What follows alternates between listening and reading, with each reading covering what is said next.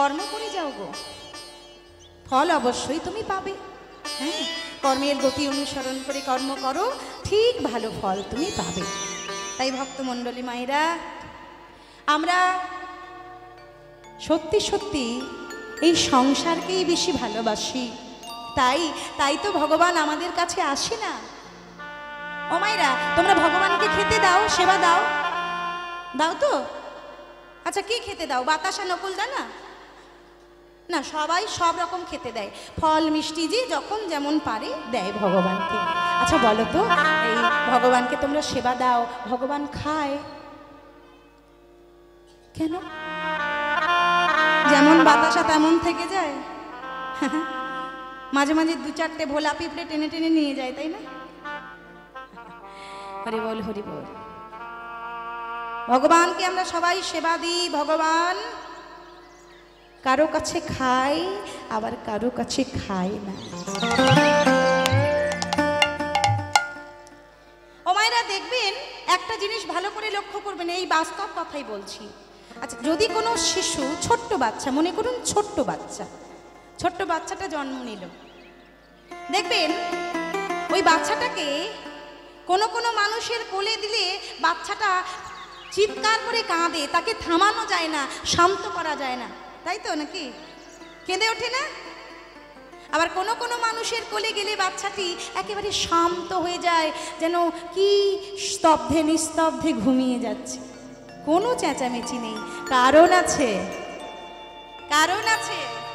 ভগবান সবার হাতে খায় না, ভগবান সবার বাড়িতে খায় না। হ্যাঁ গো, ভগবান যদি সবার বাড়িতে খেত, তাহলে কৃষ্ণ যখন ওই দুর্যোধনকে বোঝাতে গিয়েছিল যে হে দুর্যোধন, ভাইয়ে ভাইয়ে যুদ্ধটা কেন করছো, তাদেরকে এই 5টা গ্রাম দিলে যদি খুশি হয়, তা দিতে পারছো না, সেটা তোমরা করতে পারছো না। তখন দুর্যোধন কি বলেছিল? বিনা যুদ্ধে নাহি দিব সুচাক্রমে। বিনা যুদ্ধে সূচের আগায় যতটুকু মাটি উঠবে, ততটুকু মাটিও আমি পাণ্ডবদেরকে দেব না। তখন ভগবান বলেছিল, তাহলে আমি আর কি করব? আমার আশাটাই বেকার হয়ে গেল। হ্যাঁ, তোমাকে বোঝাতে এসেছিলাম, তুমি বোঝোনি। তুমি মানি, তুমি অহংকারী, তুমি ক্ষমতা সম্পন্ন মানুষ, তাহলে যুদ্ধ করেই মরো, আমার আর কিছু করার নেই। তখন ওই দুর্যোধনের মামা শকুনি গো বাবা, শকুনি ছুটে গিয়ে ওই দুর্যোধনকে পরামর্শ দিচ্ছে, এই যে দুর্যোধন, এদিকে এসো, আমার ভগ্না হয়ে তোমার এই মতি হলো? তুমি জানো না ওই কৃষ্ণ কত চতুর? শোনো, ওই কৃষ্ণ যার দলে থাকবে সেই দল জিতবে, ওই বেটা যার দলে থাকবে সেই বেটা জিতে যাবে। তাই শোনো, যেন তেন প্রকারেণ ওই কৃষ্ণকে আটকাতে হবে, নিজেদের দলে টেনে না। কি করবো মামা? শোনো, ওই কৃষ্ণ খেতে খুব ভালোবাসে, তাই অন্ন ব্যঞ্জন সুন্দর করে রন্ধন করে কৃষ্ণকে খাওয়া। তখন দুর্যোধন গিয়ে বলেছিল, এই যে কৃষ্ণ, তুই চলে যেও না, দাঁড়াও, তুমি আমার গৃহের অতিথি যদি গৃহ থেকে চলে যায়, গৃহের তো অকল্যাণ হবে, তা তুমি আমার বাড়ি একটু সেবা করে যাও। তখন ভগবান কি বলেছিল? হ্যাঁ, আমি তোমার বাড়িতে খাবো? তুমি কি মনে করেছো আমি তোমার বাড়িতে খাবো? বিষয়ীর অন্ন খাইলে মলিন হয় মন, আর মন মলিন হইলে নহে কৃষ্ণেরও ভজন। তুমি বিষয়ী, তুমি অহংকারী, আমি তোমার বাড়িতে খাবো না। রাধে রাধে। তাহলে তুমি কোথায় খাবে? বলে আমার চিন্তা আমি ঠিক করে নেব, ওটা নিয়ে তুমি ভেবো না। এই বলে চলে গিয়েছিলেন। কোথায় গিয়েছিলেন গো বাবা? বিদুরের বাড়িতে। দরজার কড়াটা নেড়ে বলেছিলেন, কই গো, বাড়িতে কেউ আছো? ঘরের মধ্যে থেকে বিদুরের স্ত্রী ছুটে এসে দরজা খুলে দেখছি, এ কি, জগৎপতি ভগবান কৃষ্ণচন্দ্র। প্রভু, এসো এসো প্রভু, তোমায় কোথায় বসতে দিই বলো তো? একটা পিড়ি এনে সেখানে বসতে দিয়েছি। প্রভু, ওগো, হ্যাঁ আমার খুব খিদে পেয়েছে, আমায় কিছু খেতে দিতে পারো? তখন এই বিদুরের স্ত্রী বলছি, জগৎপতি ভগবান, আমার দরজায় কড়া নেড়ে আমার কাছে খেতে চাইছো, কিন্তু তোমায় কি দেব ভগবান? আমার কি আছে, আমি তোমায় কি দেব? কিচ্ছু নেই?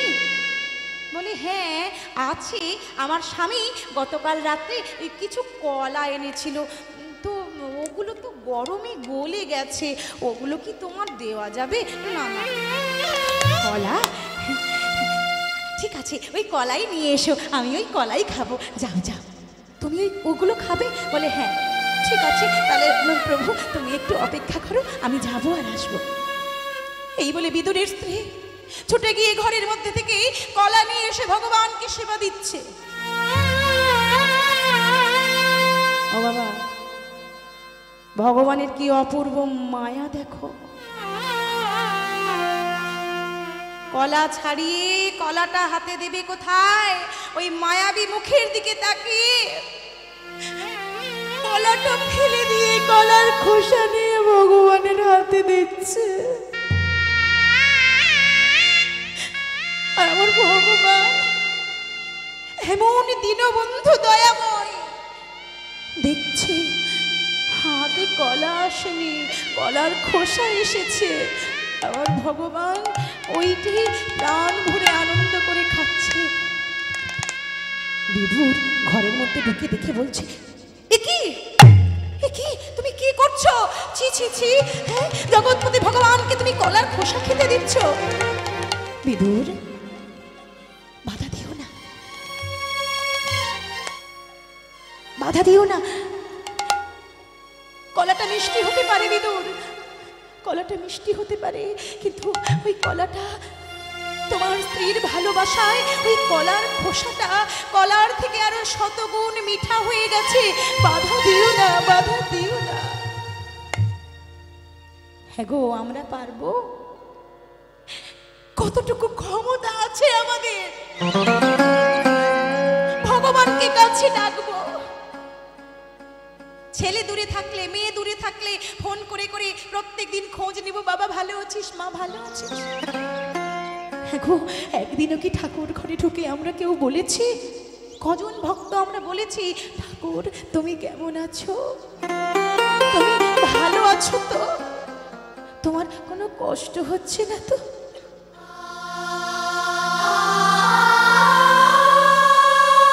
তাই তো আমরা সুখী হতে পারি না গো, তাই তো আমরা শান্তিতে নেই। জ্বালা যন্ত্রণা, চিৎকার, দ্বন্দ্ব, অহংকারের মধ্যে জ্বলে পুড়ে ছাই হয়ে যাচ্ছি দিবানিশি।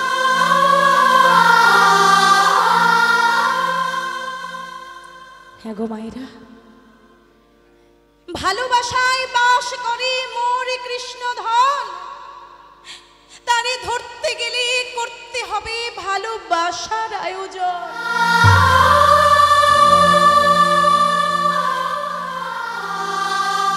জানো মায়েরা, ভগবান এই আমাদের মতো সংসারী ভক্তের কাছে বাধা পড়েনি কখনো। আমরা তো শুধু ভগবানের কাছে শুধু চাহিদা করি, কিন্তু ভগবানের কি প্রয়োজন আমরা কোনোদিন ভেবে দেখি না। ভগবান বাধা পড়েছিল এই বৃন্দাবনের ব্রজ গোয়ালিনী গণের কাছে, যারা মূর্খ, যারা লেখাপড়া জানে না, যারা অজ্ঞান, দধি ঘৃত বিক্রি করা ছাড়া যাদের আর কাজ নেই, সে বৃন্দাবনের ব্রজ গোপিনীদের কাছে গিয়ে করজোড়ে বলেছিল, গোপিনীগণ, জগতে সবাই আমার কাছে শুধু চাইতেই থাকে, কিন্তু এ তোমরা কি করলে? সবাই আমার কাছে শুধু চায় নিজেদের সুখের জন্য, আর তোমরা তোমরা তোমরা আমার সুখের জন্য নিজেদের সর্বস্ব কিছু বিলিয়ে দিতে রাজি। ভক্তমণ্ডলী মায়েরা, জেনে রেখো, ভালোবাসা অতি সুন্দর একটা শব্দ। ভালোবাসা অতি যত্নের একটা জিনিস, খুব যত্নে লুকিয়ে গোপনে রেখে দিতে হয়। ভালোবাসা হাটে বাজারের পণ্য নয়। ভালোবাসা হাটে বাজারে কিনতে পাওয়া যায় না। আজকে একে ভালো লাগলো, কালকে ওকে ভালো লাগবে, আবার পরশু তাকে ভুলে যাব না। হরি বল, হরি বল। ভালোবাসা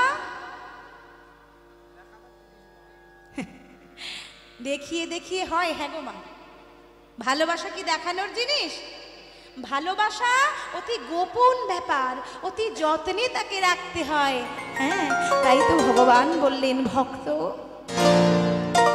আমি তোমাদের কাছে বাধা পড়ব, আমি তোমাদেরকেও ভালোবাসবো। কেন জানো? তোমরা যদি আমার নামটা গোপনে অন্তরে লিখে রাখো। তাই তো কবিগুরু রবীন্দ্রনাথ ঠাকুর তার অসাধারণ গানের কথায় তিনি বর্ণনা করে গেছেন কি সুন্দর ভালোবাসার কথা। তিনি লিখলেন, ভালোবেসে সখী নিভৃতে যতনে আমার নামটি লিখো তোমার মনের মন্দিরে।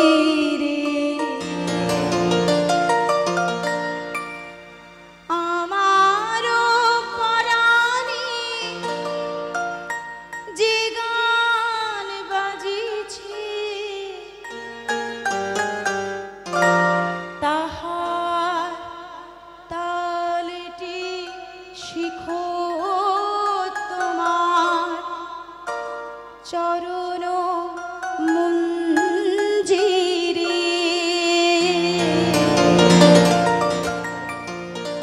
ভালোবেসে সখী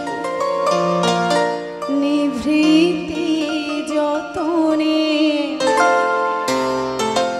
আমার নামটি লিখো তোমার মনের মন্দিরে।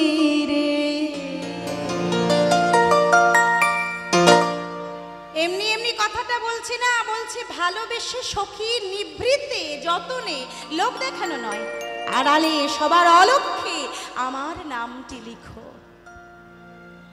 গোপনে করো রে মন গোপী সাধনা। এমনি এমনি তো গানগুলো হয়নি বাবা, তাহলে তো বলতো লোক দেখিয়ে করো রে মন গোপী সাধনা। গোপনে করতে হবে। ভজন গোপনের জিনিস, সাধন গোপনের জিনিস, ভালোবাসা অতি গোপনের জিনিস। এই ইদানিংকালে একটা সিনেমাতে একটা কথা ব্যবহার হয়েছে, হয়তো সিনেমাতে ব্যবহার হয়েছে, কিন্তু কথাটি খুব গুরুত্বপূর্ণ, মর্ম আছে কথাটির। কি বলছে? বলছে ভালোবাসা ভালোবাসে শুধুই তাকে, ভালোবাসা ভালোবাসে শুধুই তাকে, ভালোবেসে ভালোবাসায় বেঁধে যে রাখে। নিতাই গৌর হরি বল। ভালোবাসা ছাড়া কোনোদিন জগতের কাউকে জয় করা যায়নি, ভালোবাসা ছাড়া প্রেম ছাড়া কোনোদিন ভগবানকে পাওয়া যায়নি। তাই বলছে ভালোবাসায় বাস করে মোর কৃষ্ণ ধন, তারে ধরতে গেলে করতে হবে ভালোবাসার আয়োজন। আজকে সেই ভালোবাসার আয়োজন কে করলো দেখো। মাত্র 7 বছরের একটা ছোট্ট বাচ্চা ছেলে আমাদেরকে জগতের ভক্তকে চোখে আঙুল দিয়ে শিখিয়ে দিয়ে গেল, ওগো জগৎ তোমরা আমায় দেখে শেখো, তোমরা আমায় দেখে জানো ভালো কি করে বাঁচতে হয়। এই যে আমরা ঠাকুরকে খেতে দিই, ঠাকুরের ডালায় প্রসাদ পড়েই থাকে, কিন্তু আজকে ভগবান প্রসাদ কেড়ে খাচ্ছে ভক্তের কাছ থেকে। কি অপূর্ব এই লীলা, না শুনলে আমাদের হৃদয়ে প্রেম জাগবে না? এই জন্যই তো লীলাগুলো শুনতে আসা, এই জন্য তো বিভিন্ন ভক্তির কথা আস্বাদন করা। আহা, বড় বড় যারা ভক্ত তাদের প্রেম, তাদের কথা আস্বাদন না করলে আমাদের মতো ভক্তের হৃদয়ে প্রেম জাগরিত হবে না। তাই শুনব, আজকে আমরা শুনব এক ছোট্ট ভক্তের কথা। মাত্র 7 বছর বয়সে ভগবানকে নিজের হাতে সেবা দিল। হ্যাঁ, সেই ভক্তের নাম কি? আজকে আমরা যে লীলাটি আস্বাদন করব সেই লীলার নাম হলো ভক্ত শ্রী রঘুনন্দন ঠাকুর। আজ আমরা ভক্ত শ্রী রঘুনন্দন ঠাকুরের কথা শুনব আর জানব সত্যিকারের ভালো কাকে বাসা যায়। আর সত্যিকারের ভালোবাসলে ভগবান যে তোমার কাছে বাধা পড়বেই পড়বে, আজকে গ্যারেন্টি সহকারে এই লীলাটা শুনলেই আমরা সবাই আমরা জানি, কিন্তু আরো ভালো করে বোঝার জন্য আবারও একবার শুনব। হরি। এই রঘুনন্দনের বাড়ি কোথায়? কোথায় বাড়ি বাবা? আমাদের এই দক্ষিণ 24 পরগনাতে নয়, মুর্শিদাবাদ নয়, বীরভূমে নয়, বাঁকুড়াতে নয়, মেদিনীপুর জেলাতে নয়। কোথায়? ওই বর্ধমান জেলার শ্রীখণ্ড বলে একটা গ্রাম আছে, সেই শ্রীখণ্ড গ্রামে বসত করে এই রঘুনন্দন। এই রঘুনন্দনের পিতার নাম কি? এই রঘুনন্দনের পিতার নাম হচ্ছে মুকুন্দ সরকার। আর এই মুকুন্দ সরকারের একটা ভাই ছিল, যে ভাইয়ের জন্য তিনি সংসার ত্যাগী হয়েছিলেন। সেই ভাইয়ের নাম কি? নরহরি সরকার। আর এই রঘুনন্দনের ঠাকুর দাদার নাম হলো নারায়ণ সরকার। ও মায়েরা, ওই বর্ধমানের শ্রীখণ্ড গ্রামে ওই মুকুন্দ সরকার আর নরহরি সরকার একদিন সকালবেলা উঠে ওই ছোট ভাই নরহরি দাদা মুকুন্দকে ডেকে বলছে, এই দাদা, এই দাদা, আচ্ছা বলতো লোকে সংসার করে কেন? আরে এই সংসারের মধ্যে আছেটা কি? আমি তো বুঝেই পাই না, লোকে সংসার করেই বা কেন? আর এই এত অশান্তি হয় বা কেন? কি আছে এই সংসারের মধ্যে? হ্যাঁ রে দাদা, এই সংসার কথাটার মধ্যেই তো সব লুকিয়ে রহস্য। হ্যাঁ, সংসার মানে সংসাজাটাই হলো সার। কি গো মাইরা, সং দেখেছো তো তোমরা? সং দেখেছো? হয় এদিকে সং হয় না? হয়। হ্যাঁ, ওই মানুষ কালী সাজে, দুর্গা সাজে, মহিষাসুর সাজে, কত রকম সাজে, লক্ষ্মী গণেশ। আমরাও সবাই সং করছি, বুঝলে? শুনে রাখো, কেউ মা সেজেছি, কেউ বাবা সেজেছি, কেউ ভাই, কেউ বোন, স্বামী স্ত্রী, এই সংসারের সং সেজে আমরা সব অভিনয় করছি। তাই দাদা শোন শোন, এদিকে আয়। আমি এই সংসারের সং সাজবো না রে বাবা। হ্যাঁ, আমি ঠিক করে নিয়েছি, জানিস দাদা, এই সংসার ছেড়ে দিয়ে আমরা দুই ভাই চলে যাব। তুই যাবি? আমার সঙ্গে যাবি? কোথায় যাবি ভাই? বলে, দাদা শুনেছি ওই নদিয়া নবদ্বীপের মাটিতে রাধা কৃষ্ণ মিলিত তনু আমার সোনার গৌরাঙ্গ এসেছে, তাই আমরা সংসার ত্যাগ করে সেই সেই গৌরের চরণে গিয়ে আমরা সবাই আশ্রয় নেব। চল দাদা, তবেই শান্তি, তবেই মুক্তি। শুনেছি নাকি গোলকের হরি,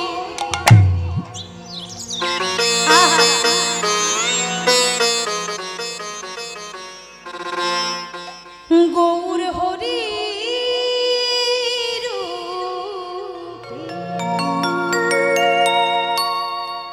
এসেছে নদিয়া,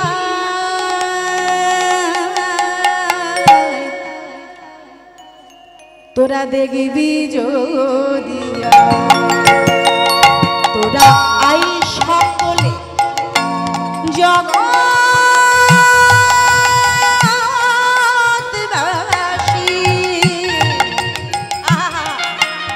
দেখবি উলুধ্বনি পিতাই গৌর হরিবল তোরাই সকলে তোরাই সকলে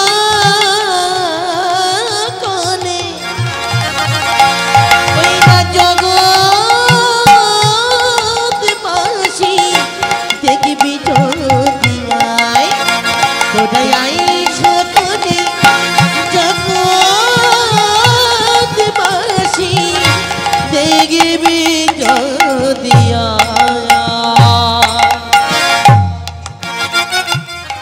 শুনেছি নাকি গোলকের গৌরীর রূপে এসেছে নদিয়া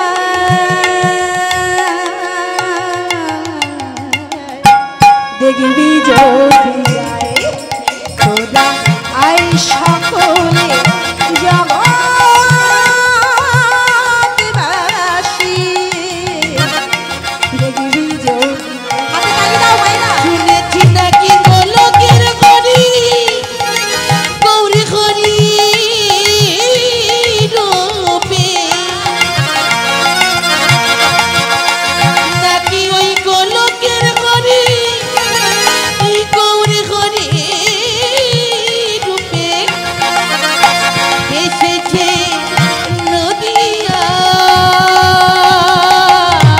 নদিয়ায় দেখবি যদি তোরা আয় ও তোরা আয় তোরা আয় সকলে জগৎবাসী দেখবি যদি আয় তোরা দেখবি যদি আয় দেখবি যদি আয় তাই নাকি ভাই বলে হ্যাঁ দাদা দাদা ওই গৌর হরি শুধু গৌর হরি নয় তিনি কে জানিস অন্ত কৃষ্ণ বহি রাধা ভিতরে কৃষ্ণ বাইরে রাধা প্রেম দিয়ে তার জীবনে সাধা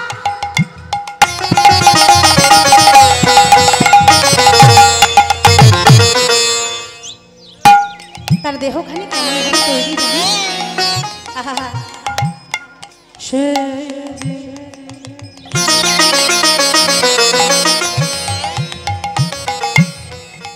রাধা প্রেম গড়া তোরা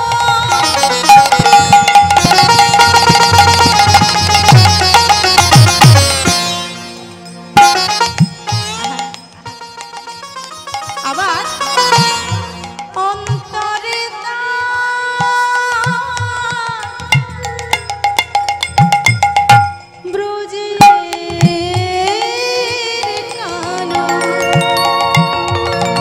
তার শরীর রাধা প্রেমী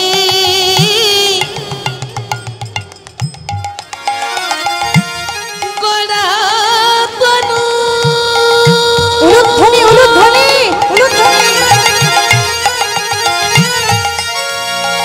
গৌর হরি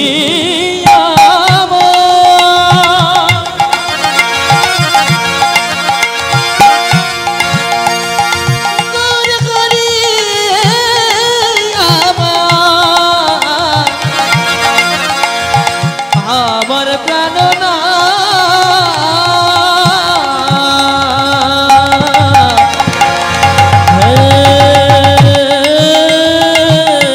প্রাণ না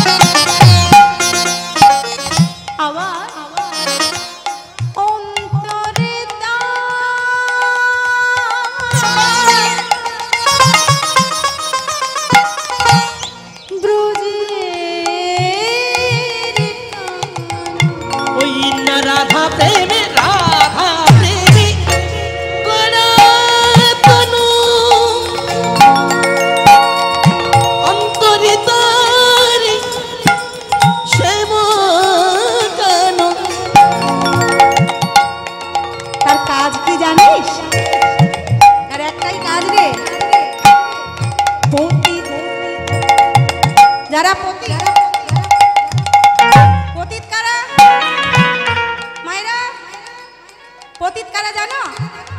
যারা কোনোদিন হরিনাম করে না, হরিবাসরের কাছেই আসে না, দূরে দূরে থাকে। হ্যাঁ, হরিনামের মাহাত্ম্য যারা বোঝে না, যারা জানে না, যারা প্রেম ভালোবাসা কিছু নেই যাদের মধ্যে, ভগবানকে এক কথায় ভগবানকে যারা মানেই না, যারা ভগবানকে বিশ্বাস করে তাদের বলা হয় আস্তিক, আর যারা ভগবান বিদ্বেষী তাদেরকে বলা হয় নাস্তিক। ওই পতিত ওই নাস্তিকগুলোর জন্যই আমার মহাপ্রভু করুণা করে এলেন। কে? ওই জগাই মাধাই, চাঁদ কাজী। জগাই মাধাই 80 হাঁড়ি করে মদ খেত, লোকের বাড়ি আগুন জ্বালিয়ে দিত। কত বড় পাপী, কত বড় পতিত তারা। চাঁদ কাজী খোল ভেঙে দিয়েছিল হরিনাম বন্ধ করে দেবে বলে। সেই সব পতিতকে করুণা করে কোল দান করে কৃপা করলেন আমার মহাপ্রভু। তাই বলছে পতিত সে যে পতিত অচণ্ডালের,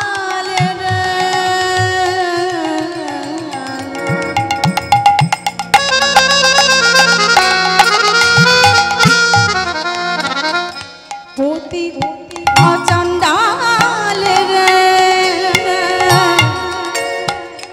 সে ধেজেছে নাম বিলাই।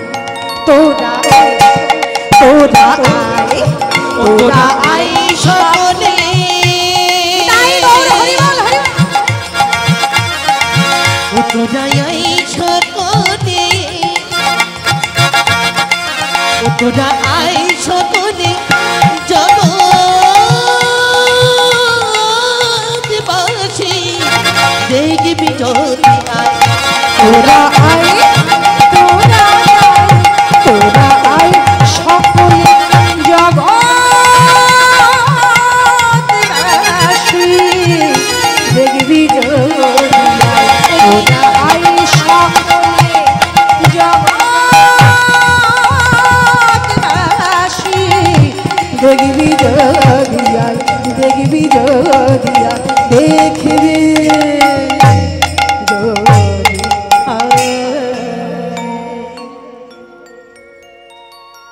দুই ভাই হাঁটতে হাঁটতে হাঁটতে হাঁটতে এসে দাঁড়িয়েছে সুরধনী গঙ্গার তীরে।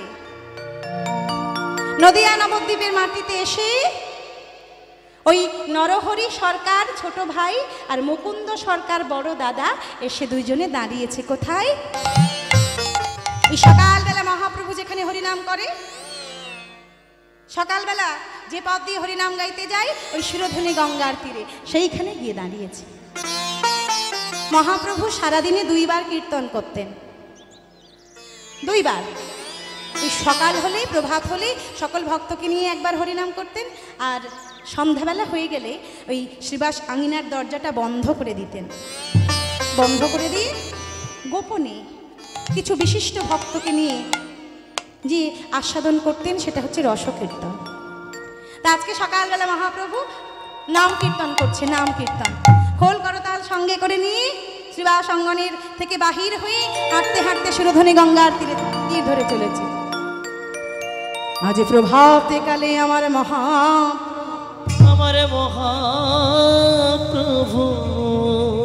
সকলে ভক্তগণের সঙ্গে লই করে মধুর হরিনাম সংকীর্তন। যে সংকীর্তনের মধ্যে হয় সর্বপাপ বিনাশন, আর হয় সর্বভক্তি চিত্ত শুদ্ধি সাধনোদ্গম। সেই সাধনোদ্গমের কারণ আমার মহাপ্রভু আজকে প্রভাতকালে শুরু করে দিয়েছে নাম কীর্তন। আমি দেখলাম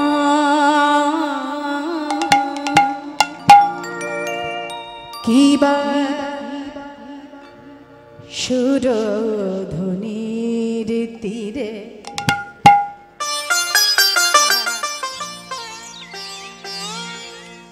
তীর মহা বিলসই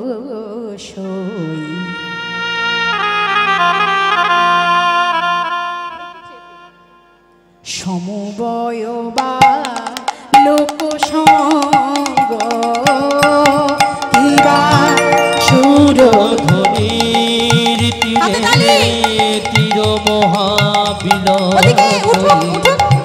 সমবয় বা লোক সঙ্গ কিবা সোরাধনের তীরে তীর মহাবীর সই সমবায় বা লোক সঙ্গ ও কিবা সুরধনের তীরে তীর মহাবিলসই সমবয় বা লোক সঙ্গ সমবয় বা লোক সঙ্গ করতালো তালে কি অপূর্ব কীর্তন করছে সকালবেলা কি বাজছে সংকীর্তনে খোল বাজছে করতাল বাজছে এই যে মায়েরা করতাল এনেছো করতাল এনেছো আনুনি না না কাঁসার করতাল নয় চামড়ার একজোড়া করতাল আছে জন্মসূত্রে পেয়েছি চামড়ার করতাল কই বাজাও দেখি যারা যারা করতাল এনেছো বাজাও দেখি তালে তালে তালে তালে বাহ বাবা এই তো তবেই তো কীর্তন বলে মনে হচ্ছে ছিল এতক্ষণ বাহ বাবা করতালো তালে ধ্বনিত হরে হরি ধ্বনি করতাল তালে ধ্বনিত হরি হরি হরি একবার নাচো তো নটবর ভঙ্গ নাচো তো নটবর ভঙ্গ অতিবা সুরধনের তীরে তীর মহাবিলসই সমবয় বা লোক সঙ্গ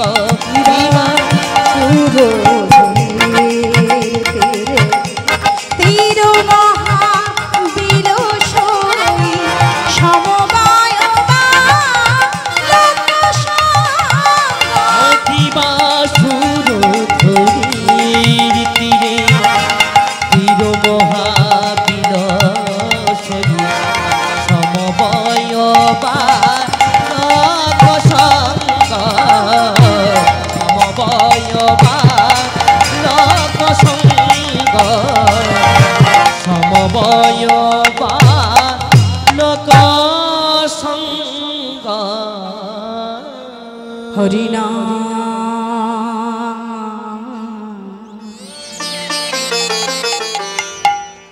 হরিনা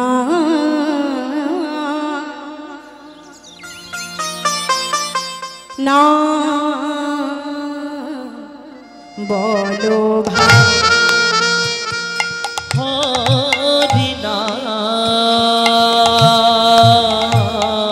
একবার বলো গো বলো বলো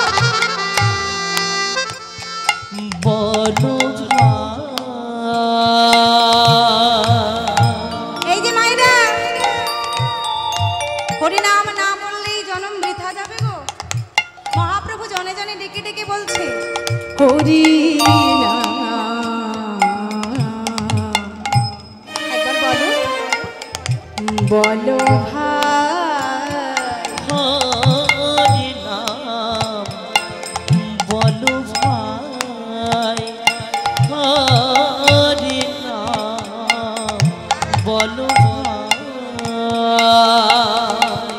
নাম বিনা এই কলি যুগে নাম বিনা কলি যুগে আর এই দাঁড়াও, এই যে তুমি এখানে একটু এসো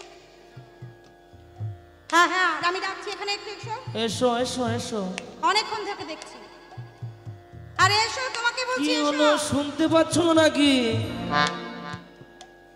ও মায়েরা, তোমরা কোন দিকে তাকাচ্ছ? আমি ডাকছি না গো, মহাপ্রভু ডাকছেন। মহাপ্রভু অনেকক্ষণ আগে লক্ষ্য করেছে যে দুইজন অপরিচিত ছেলে ওই গঙ্গার ধারে দাঁড়িয়ে আছে। মহাপ্রভু ওই দুইজনের মধ্যে থেকে একজনকে ডাকলেন। হ্যাঁ হ্যাঁ, তোমাকে বলছি এসো। হ্যাঁ গো, এই অনেকক্ষণ ধরে দেখছি, এই তোমাকে তো এর আগে কোনোদিন দেখিনি, মুখটা তো চেনা নয়, অচেনা। তোমার বাড়ি কোথায়, তোমার নাম কি? বলছে প্রভু, আমার বাড়ি তো এখানে নয়, আমার সেই বর্ধমানের শ্রীখণ্ডে। আমার নাম হচ্ছে নরহরি। হ্যাঁ বাবা বাবা, নরহরি? নরহরি, কি সুন্দর নাম গো তোমার। হ্যাঁ নরহরি। হ্যাঁ গো নরহরি, আমার কাছে এসো। তোমাকে দেখে না আমার তোমাকে খুব ভালো লেগে গেছে নরহরি। ও নরহরি, এই তুমি আমার কাছে থাকবে? হ্যাঁ, আমার এই নামের দলে থাকবে? থাকবে? আচ্ছা, হরিনাম করবে, তুমি আমার সঙ্গ দেবে।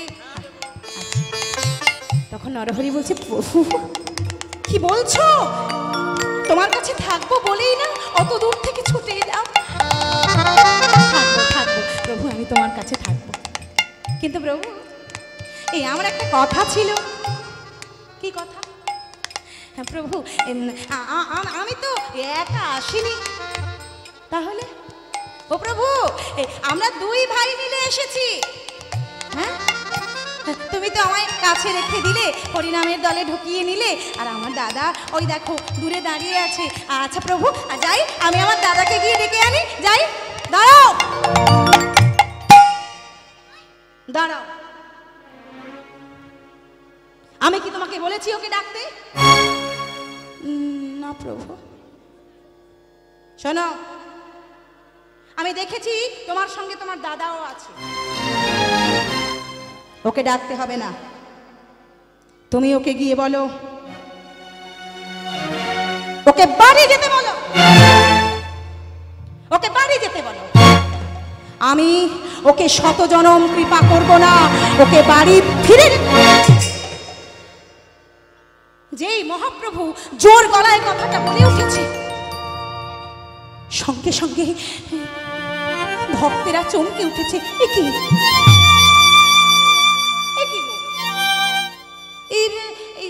এই ভক্তটা কি অপরাধ করেছে? মহাপ্রভু কোনোদিন তো আমাদের কাউকে এমন করে কথা বলেনি। আজকে এই ভক্তটা কি এমন অপরাধ করেছে যার জন্য মহাপ্রভু ওকে এত কঠিন কথা শুনিয়ে দিল? কিন্তু বাবা, এই যে মায়েরা, কথাটা যাকে বলেছে সেই মুকুন্দ কবিরাজ, মুকুন্দ সরকার, এই মহাপ্রভুর কথাটা শুনে দুই বাহু প্রসারিত করে আনন্দে নৃত্য করছে আর বলছে, হরি বল, হরি বল, হরি বল, হরি বল, হরি বল, হরি বল।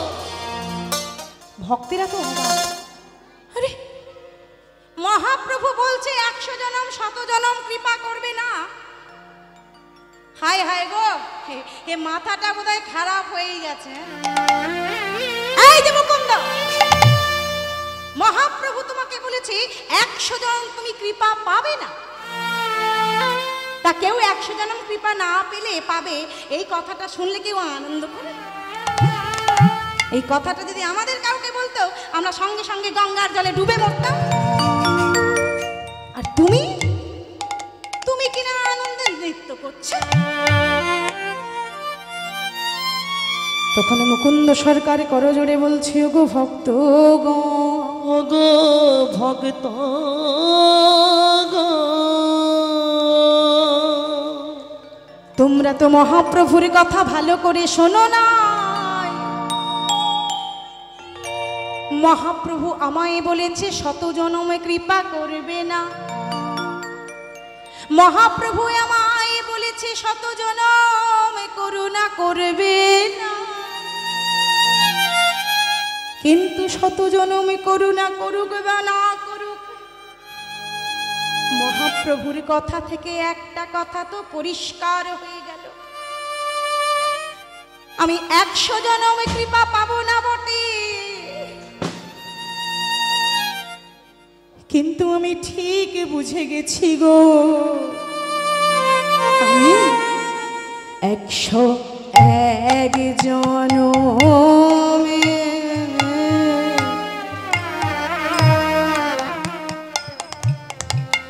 আমি কৃপা পাবো। 101 জনমে প্রভু, আমার কোনো দুঃখ নেই তাতে। আমি কৃপা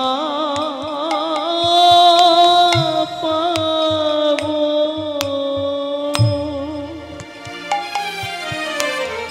এই 100 জনম না হয়,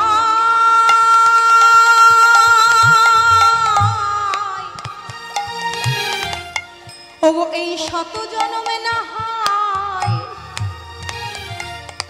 না হয় আমি কেঁদে যাব, কিন্তু 101 জনমে মহাপ্রভু আমায় বুঝিয়ে দিয়েছেন 100 নয় 101 জনমে উঠবে। আমি কৃপা পাবো। যেই বলেছে 101 জনমে কৃপা পাবো, সঙ্গে সঙ্গে মহাপ্রভু 2 বাহু প্রসারিত করে বলে উঠল, ওগো ওগো, ওকে আগে ডেকে দাও, ওকে আগে ডেকে দাও। ওকে যদি আমি করুণা না করি, ওকে যদি আমি কৃপা না করি, জগতে কেউ আমায় করুণার সিন্ধু বলবে না। ওকে আগে ডেকে দাও। ছুটে গেল ভক্তের কাছে মুকুন্দ। 100 জনম কেন, 101 জনম কেন? তুমি তো কৃপা নিয়েই জন্মেছো, তুমি তো করুণা নিয়েই জন্মেছো মুকুন্দ। এই 100 জনম পরে নয়, আমি এক্ষুনি তোমায় কৃপা করলাম। ওগো, আমি কথাটা তো এমনি এমনি বলিনি। আমি আমার এই ভক্তগণকে বোঝাতে চেয়েছিলাম যে তুমি আমায় কতখানি ভালোবাসো। 100 জনম পরে কেন? তুমি এক্ষুনি আমার কৃপা পাবে। এই আমি তোমায় কৃপা করলাম, এই আমি তোমায় করুণা করলাম, এই আমি তোমায় আলিঙ্গন করলাম। হরি বল, হরি বল। কিন্তু মুকুন্দ, আমার একটা অনুরোধ আছে। অনুরোধ? এ কি প্রভু, তুমি আমায় অনুরোধ করছো? না, তুমি আমায় আদেশ করো। বেশ, আজকে একটা আদেশ আমি তো তোমাকে করছি মুকুন্দ, তুমি আমার আদেশ রাখবে? হ্যাঁ প্রভু, রাখবো, নিশ্চয়ই রাখবো। বলো কি আদেশ? মুকুন্দ, তোমরা 2 ভাই সংসার ছেড়ে দিয়ে এসে আমার কাছে চলে এসেছো সারা জীবন আমার কাছে থাকবে বলে।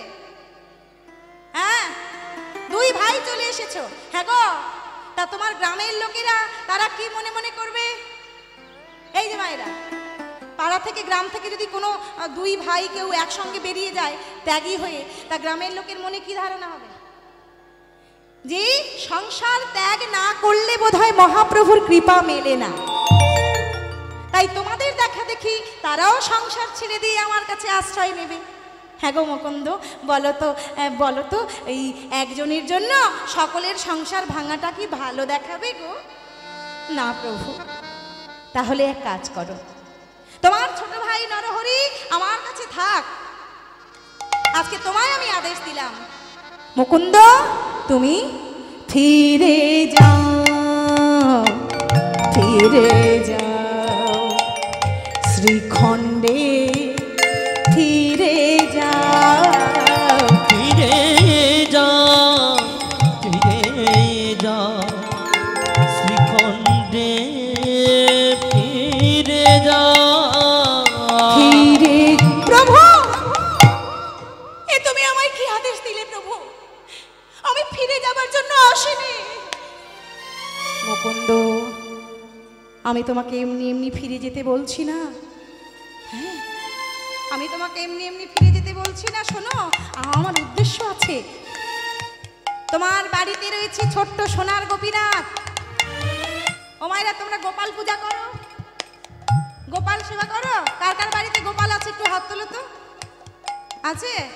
আহা, আমার বাড়িতেও আছে, আমার বাড়িতেও আছে।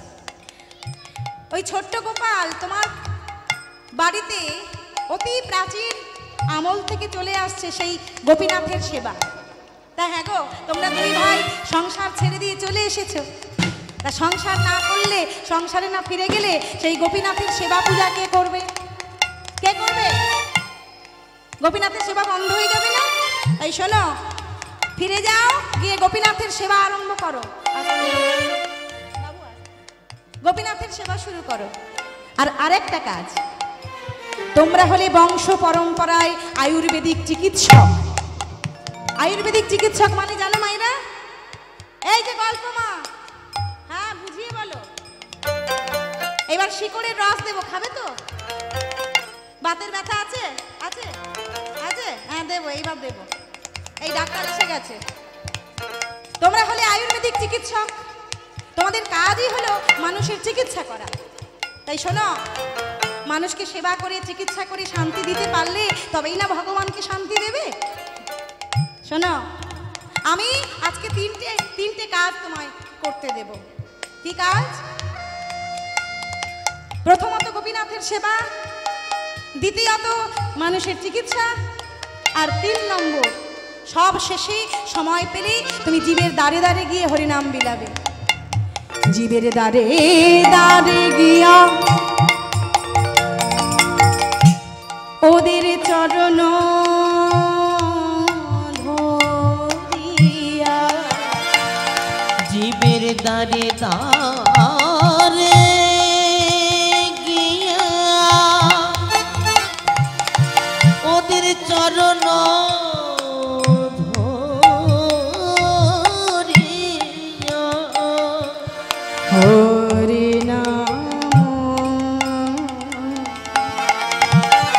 হরিনাম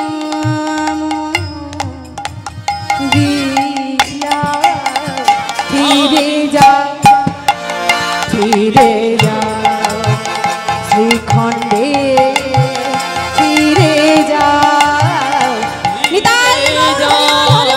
ফিরে যাও শ্রীখণ্ডে, ফিরে যাও, ফিরে যাও, ফিরে যাও শ্রীখণ্ডে, ফিরে যাও, ফিরে যাও, ফিরে যাও শ্রীখণ্ডে।